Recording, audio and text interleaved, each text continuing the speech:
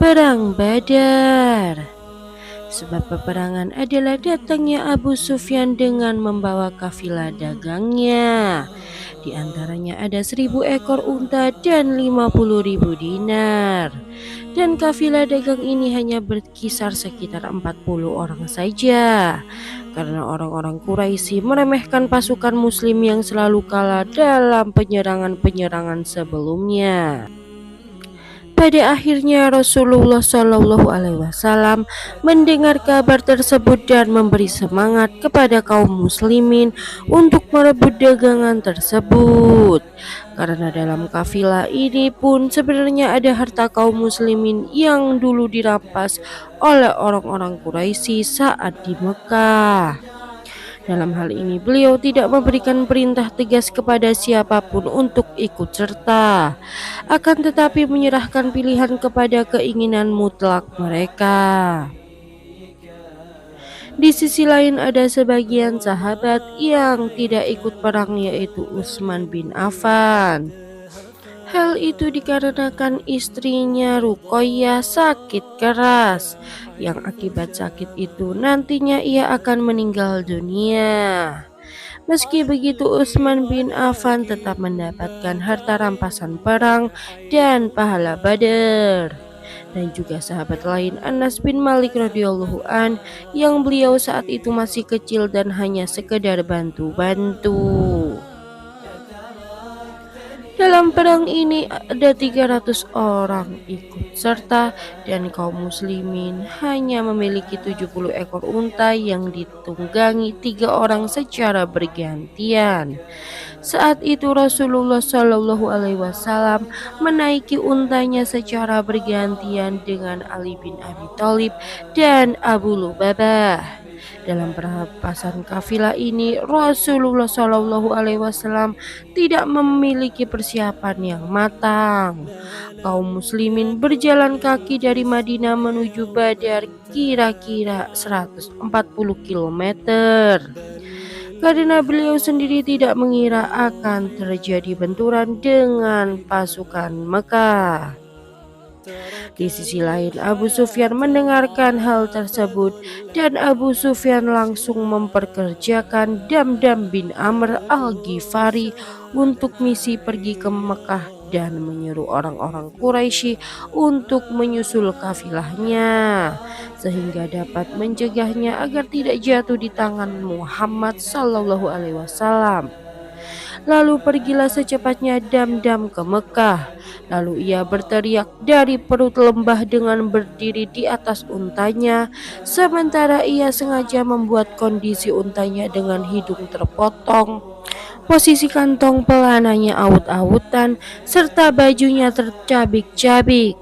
Dan ia berkata, "Wahai orang-orang Quraisy, kafilah, kafilah. Harta kalian yang bersama Abu Sufyan telah dicegat oleh Muhammad. Kirim bantuan, kirim bantuan." Akhirnya penduduk Mekah menyiapkan pasukan. Tidak seorang pun dari marga Quraisy yang tidak ikut selain Bani Adi. Selain itu, Abu Lahab memilih untuk mengirim wakilnya yang kebetulan berhutang kepadanya dan tidak ikut secara langsung. Pasukan Mekah berkekuatan sekitar 1.300 orang. Bersamanya ada 100 kuda dan 600 perisai, serta unta yang banyak dan tak diketahui jumlahnya. Komandan umum dipegang oleh Abu Jahal bin Hisham. Tatkala pasukan ini sudah sepakat untuk bergerak, orang-orang Quraisy teringat akan adanya permusuhan dan peperangan antara mereka dan Bani Bakr. Karenanya mereka khawatir kabilah-kabilah ini akan menohok mereka dari belakang sehingga membuat posisi mereka di antara dua bara api. Hal ini hampir saja mengurungkan niat mereka. Akan tetapi muncullah iblis dalam wujud Suraqah bin Malik, pemimpin Bani Kinanah, dan dia berkata, "Akulah yang akan menjadi pelindung kalian dari apapun yang tidak kalian inginkan." Mereka lalu bergerak dengan cepat. Perjalanan mereka ini menelusuri lembah Usfan, Kudaid, dan Juhfa. Setibanya di sana, mereka menerima surat dari Abu Sufyan yang berisi, "Sesungguhnya kalian keluar hanya untuk menyelamatkan kafilah, pejuang, dan harta-harta kalian saja. Dan Allah telah menyelamatkannya, karena itu pulanglah." Tatkala pasukan Mekah menerima surat tersebut, mereka bermaksud pulang kembali. Namun Abu Jahal meneriaki mereka dengan sombong agar mengambil alih Badar. Akan tetapi meski demikian, Al-Akhnas bin Syarik memberikan isyarat agar pasukan kembali saja. Namun mereka tidak menaatinya. Akhirnya dia dan Bani Zuhra memutuskan pulang. Pasukan Makkah akhirnya terus melanjutkan perjalanan menuju Badar dengan kekuatan 1.000 orang. Sementara itu, intelijen pasukan Madinah sudah menyampaikan berita tersebut kepada Rasulullah Shallallahu Alaihi Wasallam. Sesuatu yang tidak dapat disangka lagi bahwa andai kata pasukan Mekah dibiarkan merengsek ke kawasan itu, maka hal itu dapat memperkokoh posisi Quraisy secara militer, membentangkan sayap kekuasaannya, dan sekaligus memperlemah persatuan kaum muslimin, dan juga menimbulkan rasa takut kepada mereka. Bahkan barangkali setelah itu gerakan Islam hanya tinggal jasad tanpa ruh. Dan seandainya pasukan Madinah sampai mundur, maka hal ini menjadi presiden paling buruk terhadap citra dan nama baik kaum muslimin. Pasukan Islam pun meneruskan perjalanan. Rasulullah Shallallahu Alaihi Wasallam berangkat dari Zafiran ke Ad-Dabah, lalu ke Al-Hanan, dan mengambil posisi di kanannya, lalu turun lagi ke dekat Badar dan mendapatkan informasi dari lelaki tua bangsa Arab. Dan pada hal ini Rasulullah Shallallahu Alaihi Wasallam dan bala tentaranya mendahului kaum musyrikin menguasai air mata Badar dan menghalangi mereka dari menguasainya.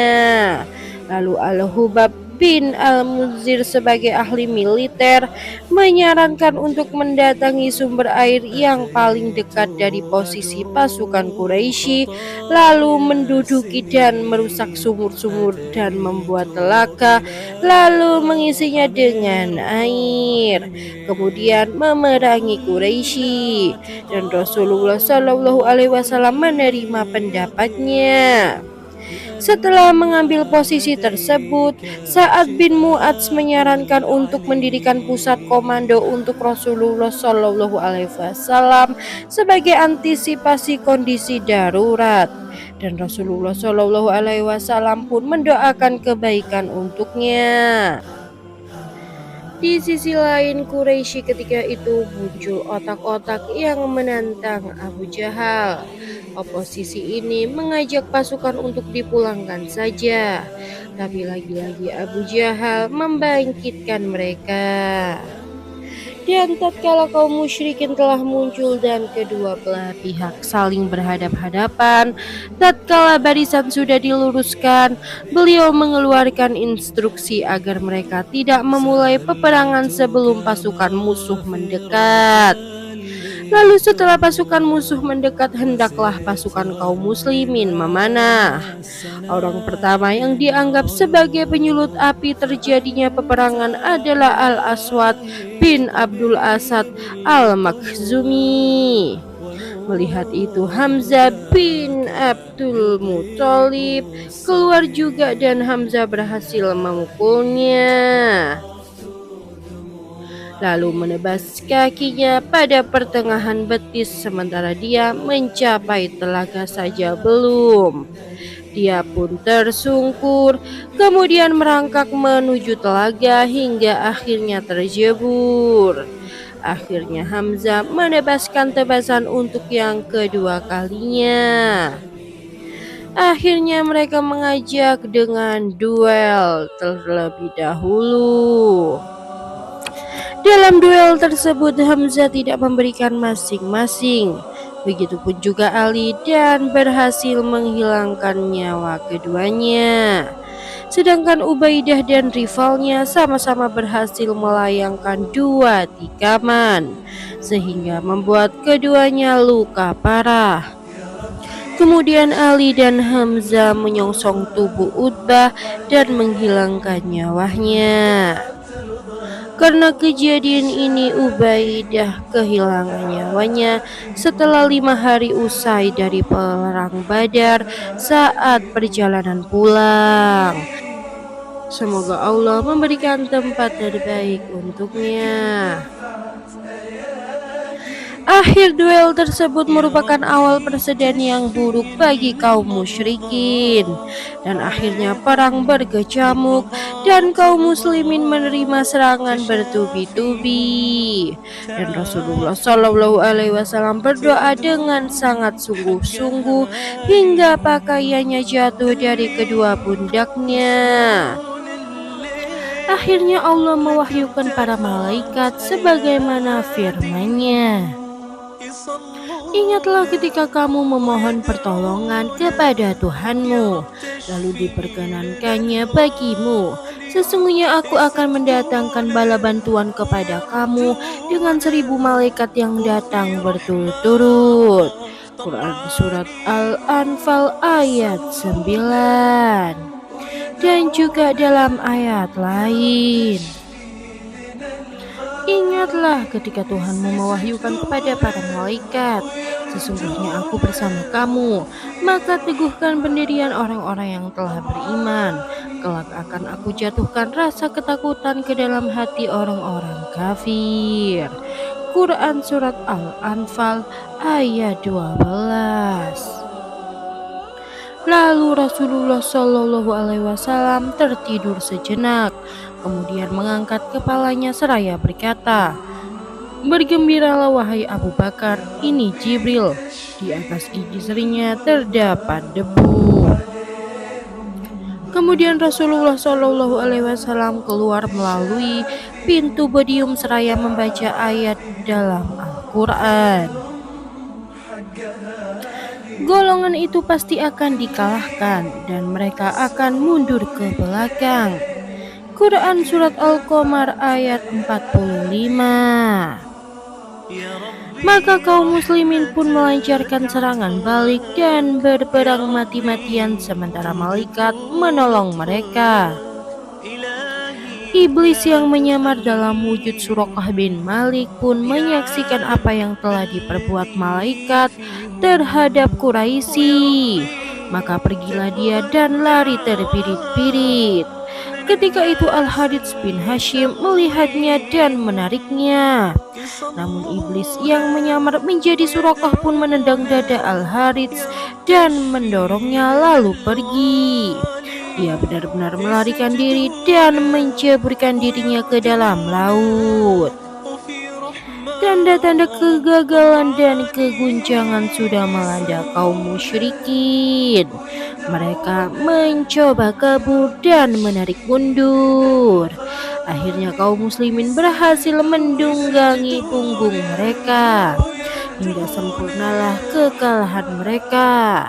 Sementara si Abu Jahal tetap bertahan di hadapan arus yang semakin deras itu, dan akhirnya Abu Jahal merenggang maut di tangan dua anak muda dari kalangan Ansor, yaitu Mu'adz bin Amr bin Al-Jamuh dan Muawid bin Afra. Namun tak lama Muawid bin Afra pun syahid pada perang Badar tersebut. Pertempuran berakhir dengan kekalahan telak di pihak kaum musyrikin dan kemenangan gemilang diraih oleh kaum muslimin. Gugur sebagai syuhada dari pihak kaum muslimin hanya berjumlah 14 orang, yaitu 6 muhajirin dan 8 dari Ansor. Sedangkan pihak kaum musyrikin yang tewas adalah 70 orang dan 70 lainnya ditawan. Mayoritas mereka adalah para komandan. pemimpin, dan tokoh, serta mereka mengalami kerugian yang fatal. Pada perang ini banyak kafir Quraisy yang meninggal. Para pembesar-pembesar kafir Quraisy diantaranya adalah Utbah bin Rabi'ah, Syaibah bin Rabi'ah, Abu Jahal, Umayyah bin Khalaf, Al-Walid bin Utbah, dan juga lain-lain.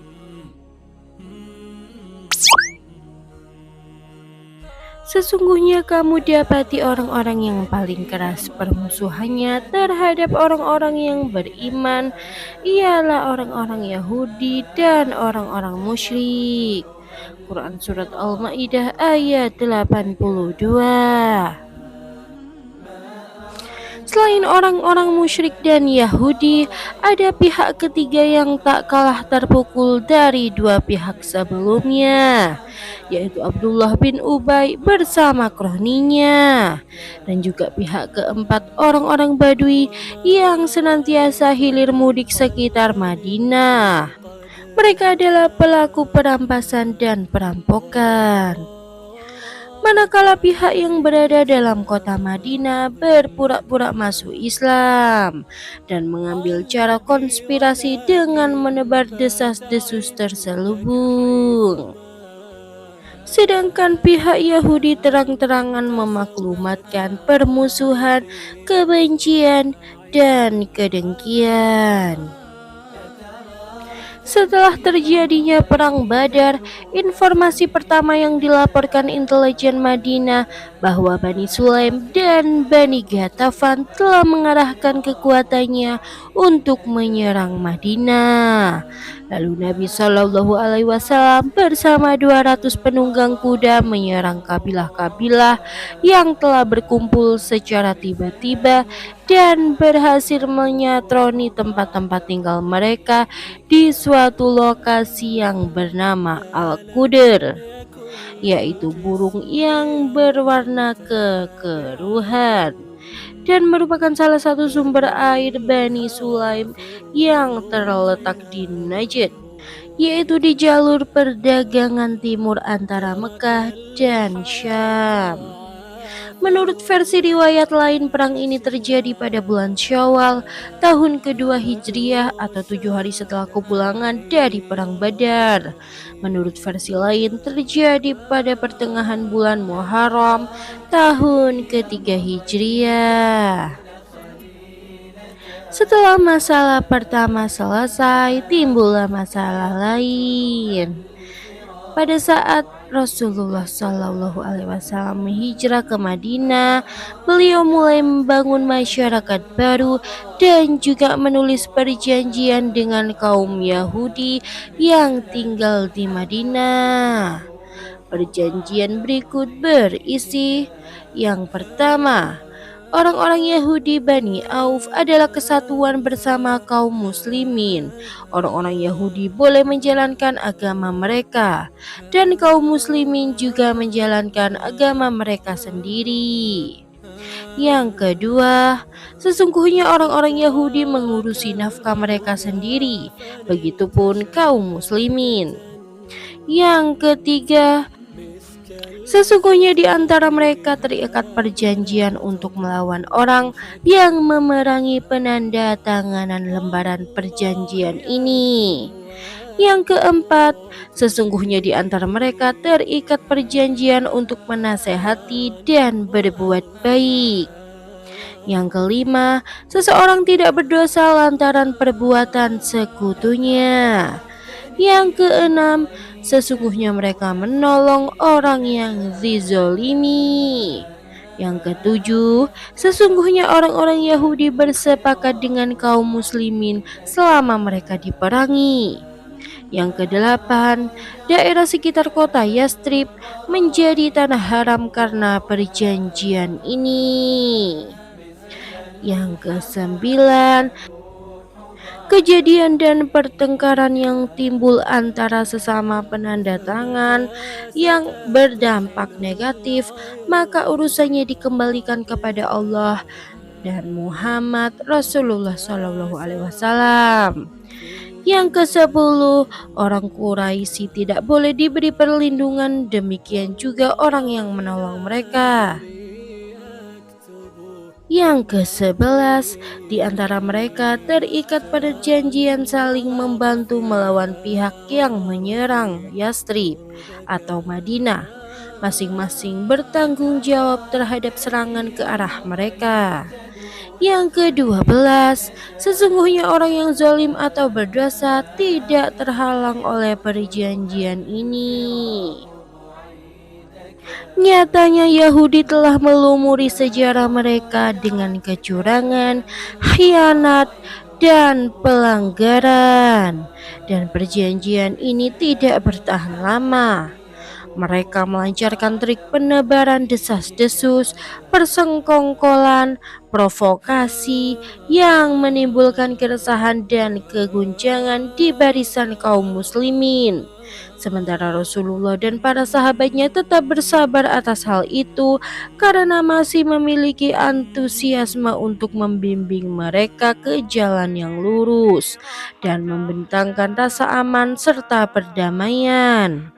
Akan tetapi tatkala mengetahui bahwa Allah telah menolong kaum muslimin dengan kemenangan yang besar, kini mereka secara terang-terangan melakukan pelanggaran dan gangguan. Salah seorang yang paling besar rasa dengki dan kejahatannya bernama Ka'ab bin al-Ashraf. Dan demikian pula satu kelompok paling jahat di antara mereka bertiga, yaitu Bani Kainuqa. Di sekitar Madinah ada 3 kabilah Yahudi yang sangat masyhur. Di antaranya yang pertama adalah Bani Kainuqa. Bani Kainuqa tinggal di dalam kota Madinah. Yang kedua adalah Bani An-Nadir. Yang ketiga adalah Bani Quraizah. Bani Quraizah berada di pinggiran kota Madinah. Kelompok mereka berpotensi sebagai tukang emas, tukang besi, dan pembuat bejana-bejana. Jumlah mereka yang siap bertempur adalah 700 orang. Di samping itu mereka dikenal sebagai komunitas Yahudi yang paling berani di Madinah. Dan mereka lah pihak yang pertama kali melanggar perjanjian dari kalangan Yahudi.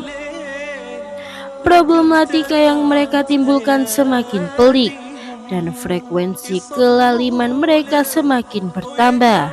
Hal ini menjadi tantangan terbuka bagi Rasulullah Shallallahu Alaihi Wasallam, apalagi semenjak ada wanita yang dilecehkan di pasar dan kaum muslimin dan juga Yahudi saling.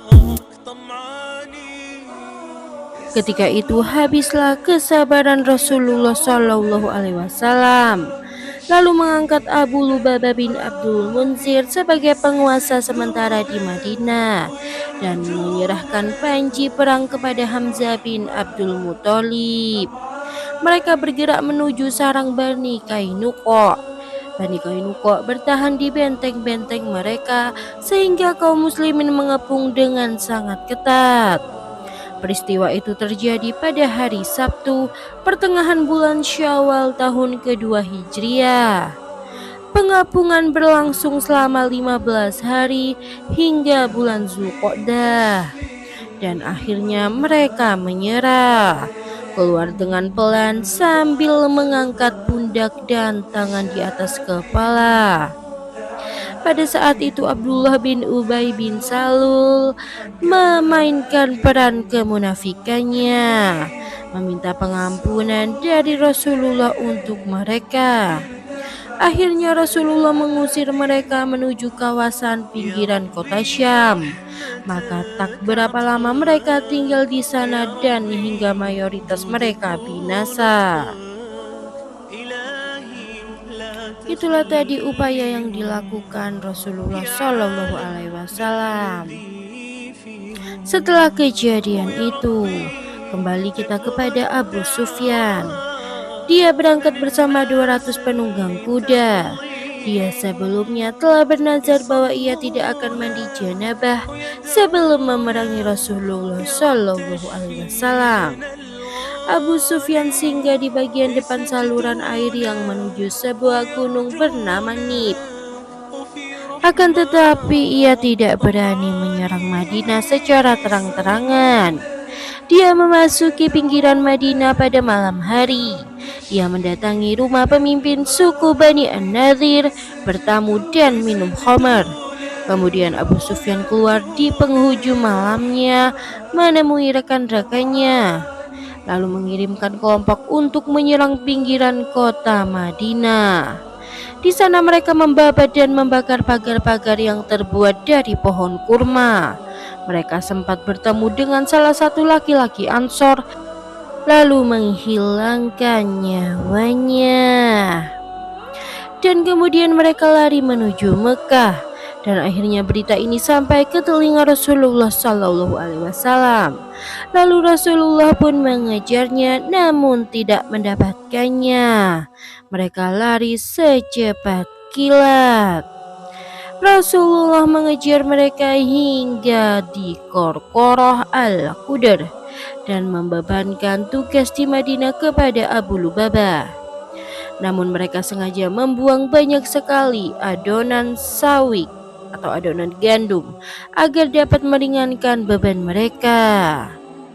Peristiwa ini terjadi pada bulan Zulhijjah tahun 2 Hijriah, yaitu 2 bulan setelah Perang Badar.